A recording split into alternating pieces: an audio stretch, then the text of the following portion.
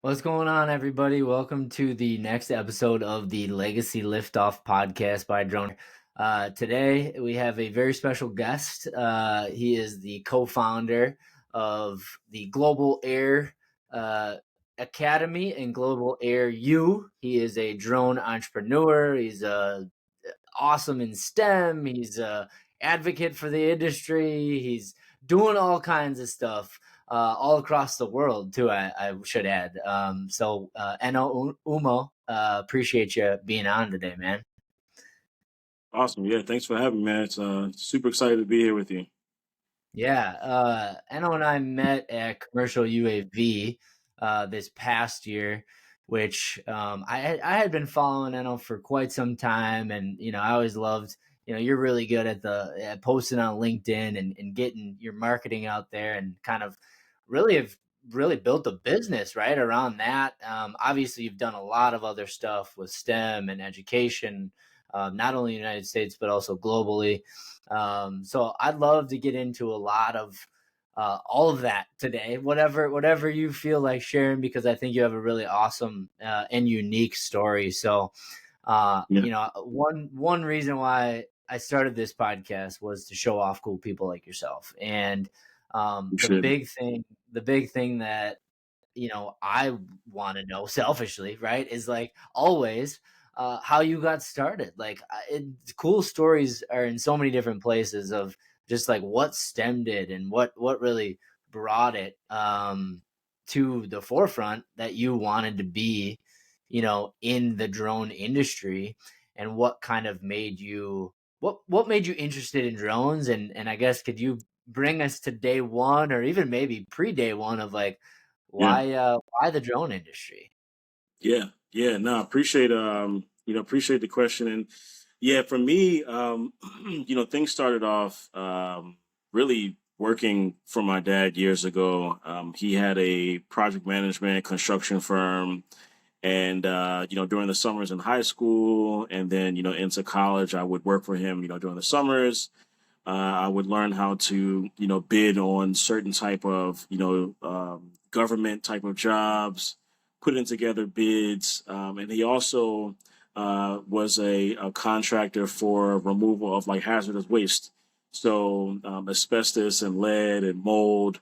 So I did actually have a pretty good understanding of project management, how to price jobs, how to get jobs done. Even when I got into the drone industry, I literally used his template for putting together proposals for my first drone Love it. job. So, that alone, of course, I'm very lucky, very blessed to have that, as an example for entrepreneurship. But be that as it may, I wasn't as passionate, about that line of work, and especially when it came to the hazardous waste, I said, I'm not trying to be breathing in You want asbestos to be for in the rest of my hazmat life. suits all the time? Yeah, yeah, exactly.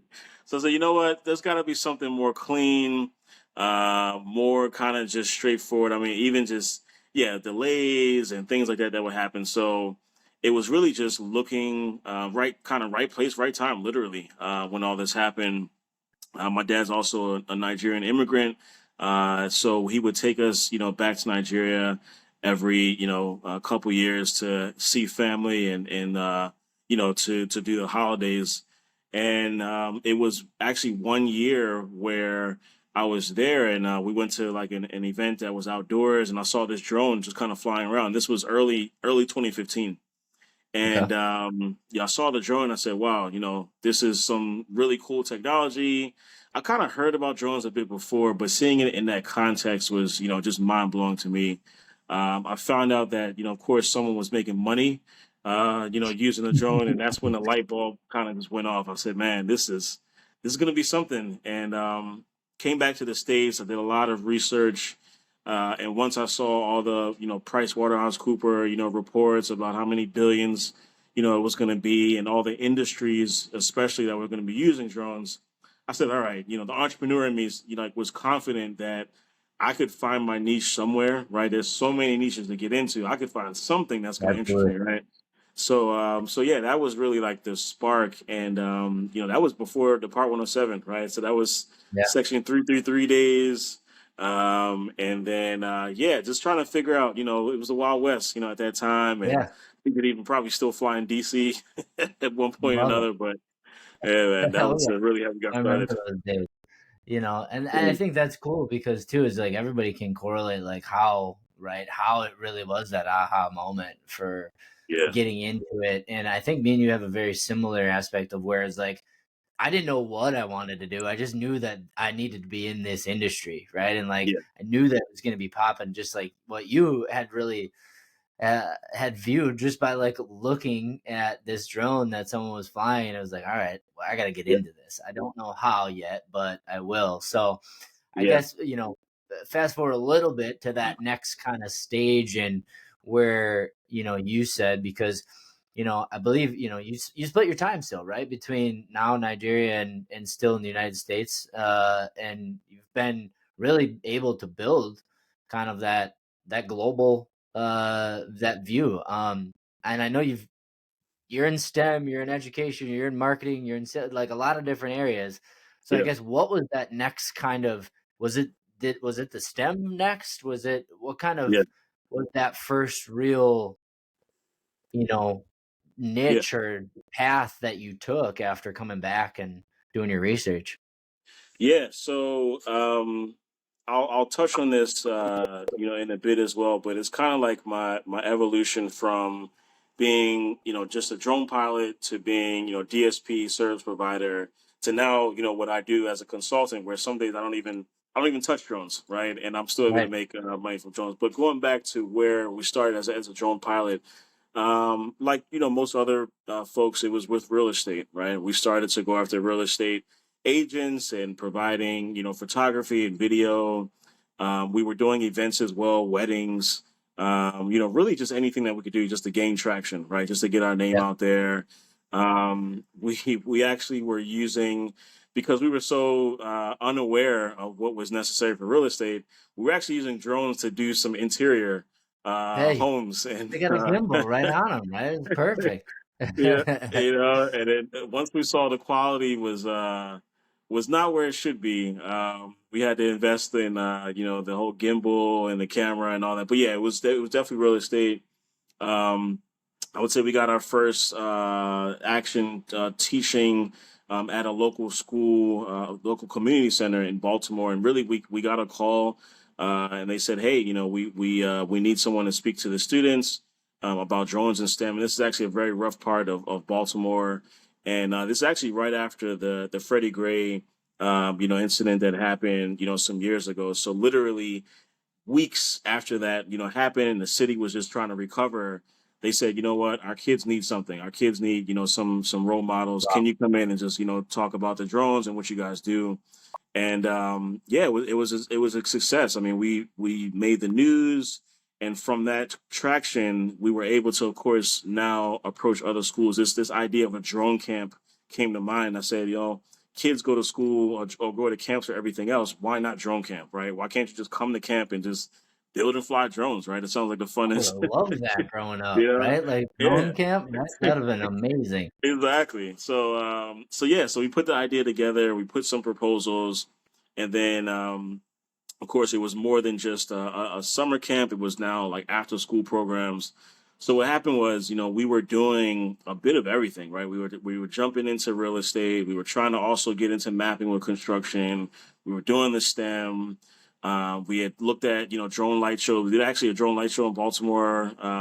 We facilitated, the job. We even started like, drone maintenance and repair, but all in all, we were doing way Trying. too much, right? We Yep. were like splitting our time in so many different places, and we actually started to plateau because yeah, we were very good in many areas and not like extremely good in one. So Yeah. yeah, that's when we kind of had to niche down and pivot and decided to do training. Yeah, I mean, I think we've talked about it on some other episodes, but like timing is like everything, right? Is like you right after that event in Baltimore, right? You get approached and you have this opportunity to really bring a community together, man. And it was like, a perfect timing for probably that community and for you and for those yeah, kids and everybody yeah, involved that it really just kind of was shining a light on the positivity that, just something fun and something new could bring to a, a community, which is really cool. And I think, I was the same way as you too. Is like I tried so many different things in the industry to kind Yeah. of just learn and dip my toes in it and figure it out. But I think that's a very valuable lesson too. Is, you know obviously try things, right, and do Mhm. what you're good at, Yeah. and really what you would like to do. But if an opportunity presents it yourself where you can really find that niche, Yeah. or you start in that way and you really do then get really, really good at one or two things or industries, you Yeah. find a lot more success most likely Yeah. in it. And I think it's amazing because you've really you've built that side of, your business, or you have that whole side, and now you've kind of how, I guess, how long was it that you were doing the STEM? I know you're still doing them, but before you ultimately spun off and then started, um, your new company, which is a lot more consulting and helping drone pilots, right, as well, market themselves and scale a business. And because I know a lot of times pilots just want to fly and they don't want to do all that other, things that they need to do to get their business. So I guess, how did that all evolve or transition when you were going through the process? Yeah. So really, what happened was just being in the industry for a number of years. Of course, you learn how to survive, right? You learn perseverance. You learn the fact that you have to evolve over time. I think the biggest thing was, of course, around COVID, where at that point 100% of our trainings were in person. We'd always talked about having online courses and things like that, but it wasn't a necessity, right? It was still we didn't know what COVID was going to do, right? So we actually pivoted on the STEM side. So of course at that point we had the Drone Academy, nonprofit running in addition to our for profit work that we were doing. But on the nonprofit side, we pivoted and we actually made these kits called Drone Camp in a Box. And what we did was we knew that kids aren't going to be coming to summer camp; they're stuck at home. Why not send them the kits and everything that we would do normally in a drone camp, just send it, to their house. So we had parents just kind of coming and buying kits. We were selling around 250, 300 bucks a pop. It would come with like a tello and all these like accessories inside, like a little certificate.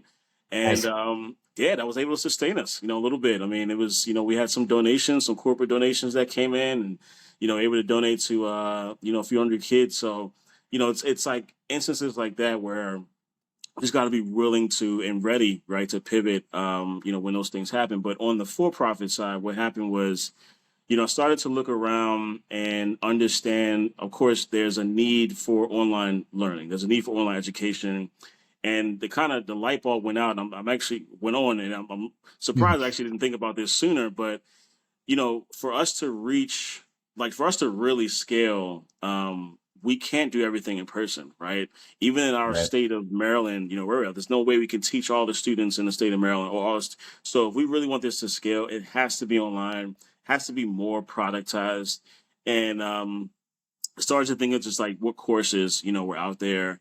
I started to look, we have, folks at, the online platforms, the UAV Coach, the Drone Launch Academy, the Pilot Institute, but really no one had anything post Part 107. And, even the business, kind of, materials that I saw out there was really nothing that touched on like that real in-depth knowledge on, hey, this is how you run the business, this is how you do your marketing, this is how you do your sales. Most drone pilots are used to kind of word of mouth and just getting clients just, based on their previous clients. But of course, that's not how you grow a business. And I saw it as like a literally like a blue ocean. I was like, man, there's no education out here for this side. And just how I'm always thinking, I'm like, all right, if everyone's doing this, I'm going to do that, right? I'm going to find my Yeah. own lane and do that. So that's exactly what we've done. And then, so yeah, now we have a program specifically focused on lead gen, sales, marketing. We don't even touch the 107. We actually say, come to us after you have your 107, and we talk about, yeah, the business side of things. So That's fantastic because I think I mean, you share a lot of similarities in so many ways, and in that mindset, I think we were probably working on a lot of the same things in different ways at the same time as going through it, because you've been able to really not only help pilots grow and scale, but you've really given them the toolbox, and the templates and the guidance to really get out and do it. Because I think at the end of the day, we've talked about it offline, is like they don't want to really sell, they don't want to be able to yeah, push forward and really do all the necessary stuff that it takes to scale and grow a business. Not every drone pilot is a business owner, or it's not true. every a marketer or a It's true. salesperson. Like, those are full-time jobs in themselves, right? Yeah, yeah, Um, so I think what you're doing is always great, because it's that allows them to still grow and scale. And I talked to about another episode is delegation, right? Like delegating tasks and being able to know what you're good at yep, versus what you're not good at. And that's where the best part of growth comes, is being able to pass off that stuff to you, exactly. or to other people that you can bring on. You're only as good as your team, so or the resources you put around yourself, right? Yeah. I mean, and we're in an age now where, it's a very information value based economy, right? We're, gone are those days where you can just kind of spam people with, these scams and these little things that, don't work, or strategies. Like, you got to provide value up front, right? For people to Mhm. trust you, they have to see that, you've, been at it, for a while. And, I know one of the things that we're going to talk about in the near future is, yeah, what does that funnel look like, right? Are you making sure that your leads are like it's an active funnel, right? How are you getting leads, right? You don't have leads, okay? How are you getting leads, right? What have you Yeah. tried? All right, you tried that before, like kind of refining those things. And what I've noticed is, most drone business owners, of course, they're not naive to what they should be doing. It's just the implementation part, right? That's Yeah. always kind of the hang up. And that's where we come in and say, all right, well, we know this is, likely going to give troubles. This is how we can solve that for you. And just like I solve those problems for the business owner, the drone business owner also has to solve problems for their own client, right? Yeah. In that same fashion.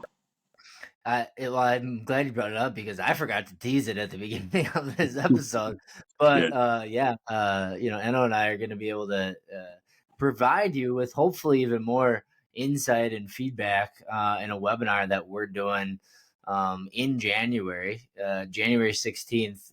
So I didn't make you wait till the whole entire episode is done, because I didn't mhm, tease it. But mhm, it's there it is, about halfway through, probably a little bit of a nugget, and we'll put that information in the show notes and everything else when it comes out. But that's the whole goal, right? And I think we have shared that same mindset. It's kind of where we connected at Commercial UAV, is like a lot of the same things are, let's help drone pilots get out there, build and scale a business, get them sales, get them work. There's enough work out there for everybody, right? Collaboration over competition, and which as what I think is what you're doing, is in so many ways you connect a lot of what you're doing with every little aspect of your business, right? Is yeah, so and even providing kids with the opportunity to learn and grow from the start, because I don't remember honestly where I saw it, but it was something along the lines of, we need 100,000 plus drone pilots in the next like 5 years or something like that, right? hmm hmm Um, so being able to hopefully, educate them from an early on, now you're also then helping pilots that are a little bit more established, or they're doing it as a weekend warrior side hustle mentality, and now they're yeah, getting into, it's like, how can I do this full time, and how can I be able to not go to work from my yeah, 9 to 5 every day, and really make it something that they truly love, and don't believe that they're working every day from. yeah. So Look, I think it's, about being a holistic drone professional, right? Like you pointed out, I mean, flying a drone is one thing, but your ability to solve problems, your ability to help people understand what drones can do, how it integrates in, different aspects, of society, goes way beyond what a drone pilot does, right? So yeah, when I look back at, some of the things that we've done, and yeah, we cover, the nonprofit angle, the for-profit as well.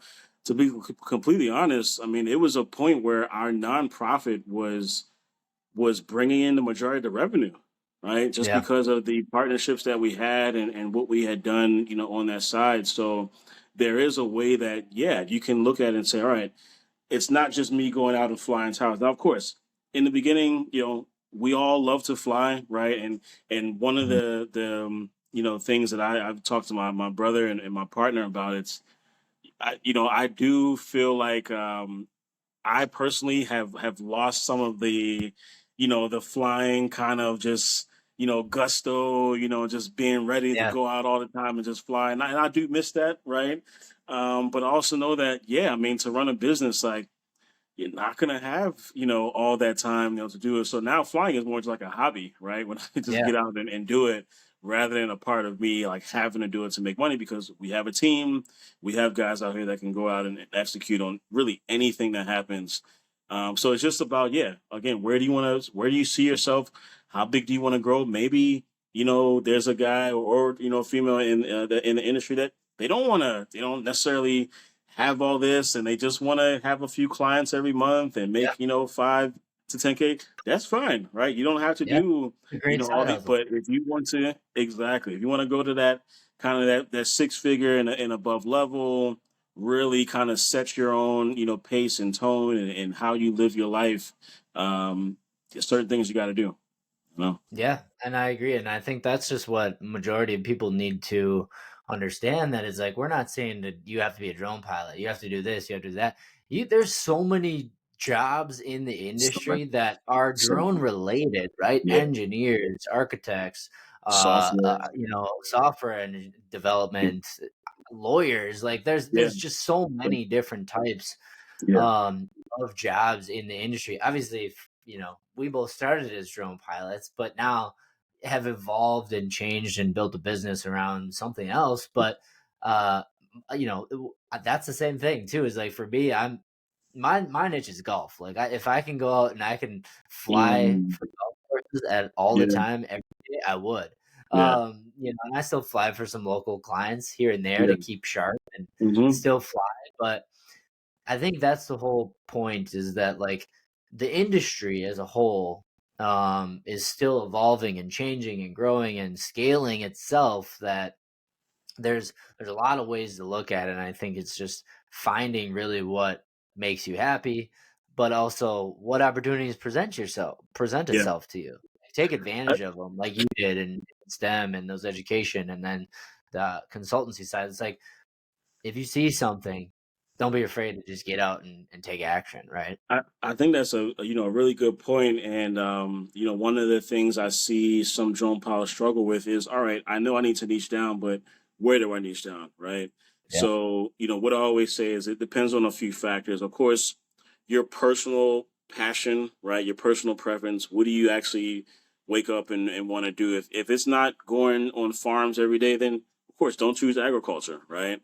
Also, your professional experience is very Yeah. important, right? Because you have existing warm leads, literally from that experience. So if you're into energy or GIS, right, when you have existing partners, don't just go jumping to mining, right, where you have Right. no context whatsoever. So personal preference, professional connections, and then your equipment, right?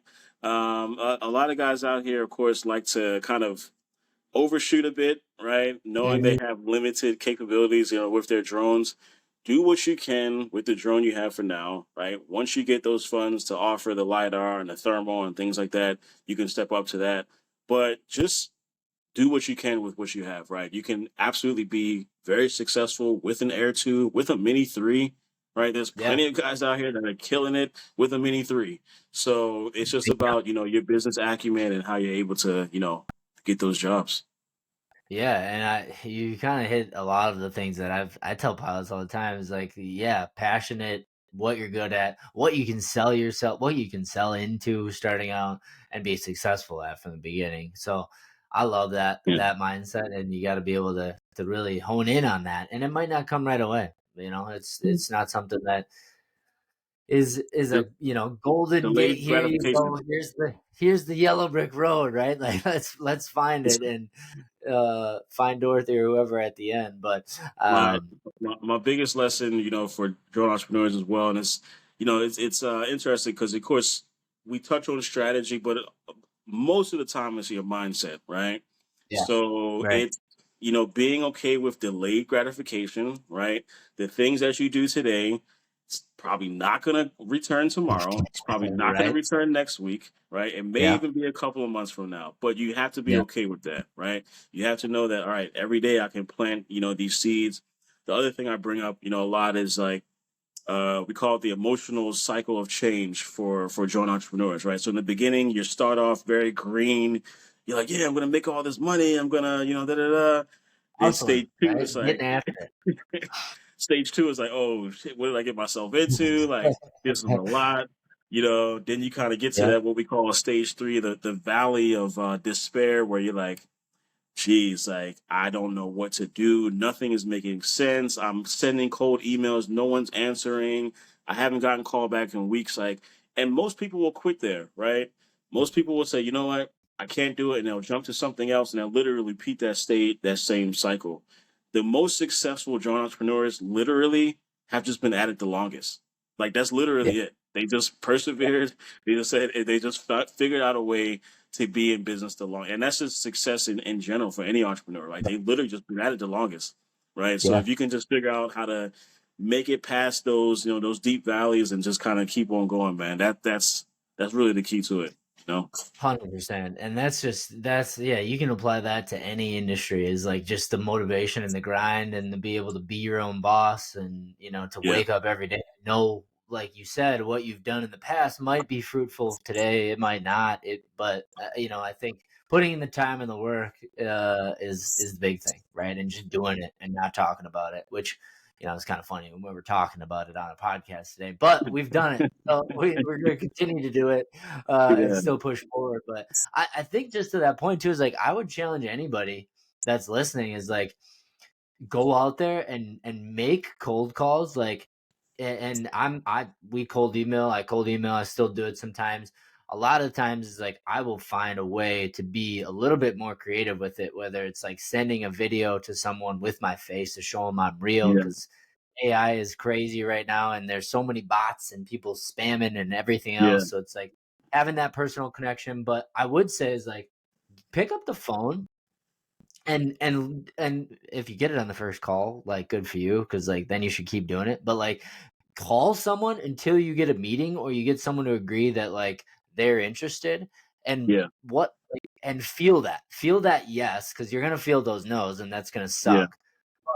Feel those yes, like just that one yes, and like, damn, this is nice. Like this, I can do this. Like yeah, if you feel that, I guarantee you can hold on to that, bottle it up, and just keep that emotion to help you push when maybe times are rough or you like realize like I don't know if I can do this. So yeah, I don't want to spoil too much of our webinar on the sales side and the funnel yeah, and whatnot, but there's some tidbits in there, right? There's some good stuff absolutely. I think that is very helpful when you're looking at your funnel and building your sales channels for sure. So I, I Absolutely. I don't know if you want to wrap that section up. I kind of want to talk a little bit more about the drone soccer that you did in Nigeria here.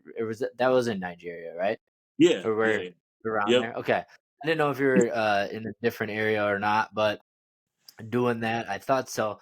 And it just looked really cool. Can you talk a little bit more about that? Because I know there's a lot of work that you did put into that now as of recently, and it's becoming more and more popular too. So Yeah. I just kind of hear about that and how that all got started. Or Yeah.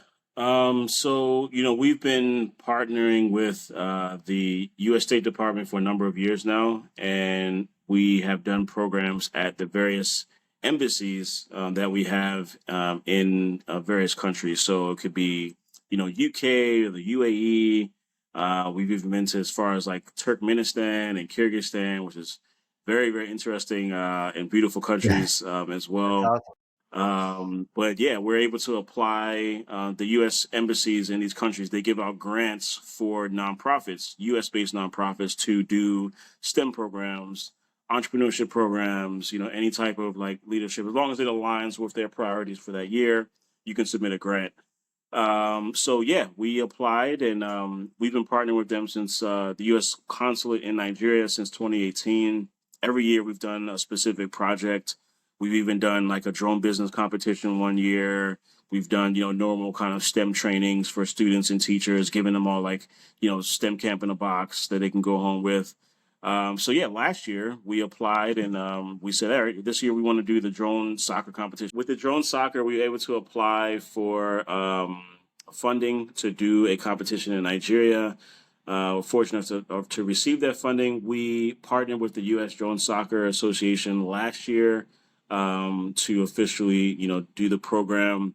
And yeah, it was great. We were able to, train some schools from Lagos, which is, the one of the biggest, actually the biggest city in Africa. Really? And we chose some, public schools from there. And then this year we actually opened it up to more of a regional competition, which included, five different states in this, southwestern region. So yeah, the plan is to actually take the winning team now to the April World Cup, which is going to be in San Diego as a part of the AUVSI Oh, event. really? That's awesome. Yeah, yeah. Nice. So that's the plan, and yeah, they qualified. So yeah, it's a really awesome opportunity to, yeah, just spread the culture, just give them, a chance to see, these opportunities. So yeah, drone soccer is an amazing sport. We're looking to spread it more across Africa as well. And the thing that excites me about it is, for those who don't know what drone soccer is, it's sort of like a Quidditch, in the movie Harry Potter. But you have engineers on the team. You have, of course, the pilots who are responsible for scoring and defending the goals. You have programmers as well. You have team captains, right? So it's like a whole kind of team atmosphere, right? There's laughs, there's tears. I mean, these kids are very passionate about, the whole thing. There's crowd. We had a crowd that was like cheering, once they saw the That's goals, awesome. being scored. So it really is true and true a drone sport. And yeah, it just everything that you would want, in a STEM oriented sport. I mean, this thing has it. So Yeah, that's fantastic. I know I've seen some of the competitions out there, in the past, and they're entertaining, they're fun. The kids get into it. Whoever's doing it is really fun. It's like a, battle bots, but in a yeah, different way. You're taking soccer and combining it with drones, and it's fun to see that you can kind of do those things because I mean drone racing, like now, obviously that kind of where real yeah, first competition yeah, besides, yeah. really got into it, and that Hmm. that is now kind of taken by storm, and it's cool to see a whole new area, right, of drones being applied in games and fun things as well. So, Absolutely. yeah, it's a really really cool thing. So, yeah, you know what? I don't know if you have anything else that you want to say or share or part of the story that we missed or anything like that.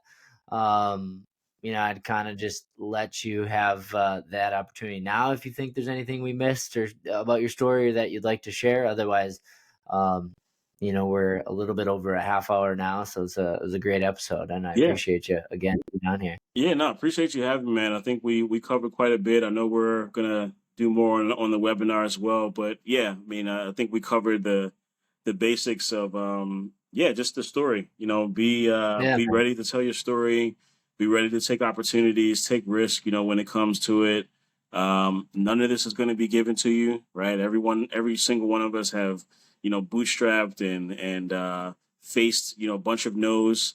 But the only reason that we're sitting here is yeah, because we keep on going, man. So I think that's really the crux of the message today. And yeah, appreciate you having me on for sure. Love it, man. I really do, and I appreciate you as well, and all you're doing. So continue to do that in the new year, and I know you will. But we'll follow along, and if anybody does want to like follow you or reach out, what is Yeah. kind of the best way for them to do that?